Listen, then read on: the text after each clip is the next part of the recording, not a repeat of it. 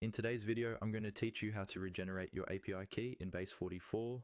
Regenerating your API key is something you'll want to do if you suspect your current key may be compromised, if you've shared it by accident, or if your security policy requires you to rotate keys regularly. I'll walk you through the process step by step, and by the end, you'll have a fresh key ready to plug into your integrations. First, make sure you're logged into your Base44 account in your browser. Once you're on the main dashboard, look towards the top area of the screen for your profile icon. This is usually either your initials or a small avatar image.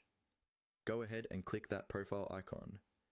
This opens a small menu where you can access various personal and account options. From the menu that appears, look for the option labeled Account Settings and click on it. This will take you to a dedicated settings page where you can manage things like your profile details, security preferences, and of course, your API key. It may take a second to load, so just wait until the page is fully visible before moving on.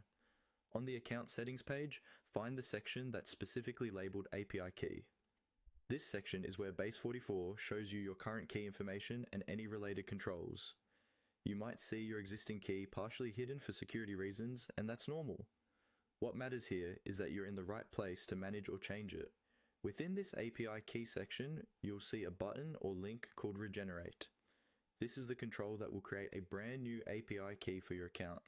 When you click Regenerate, Base44 will invalidate your old key and generate a new one.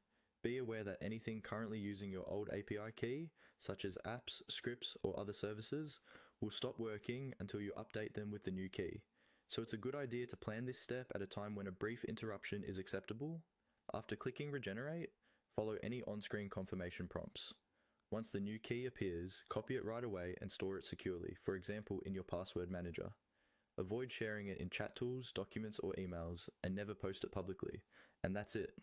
You've successfully regenerated your API key in Base44 and improved the security of your integrations.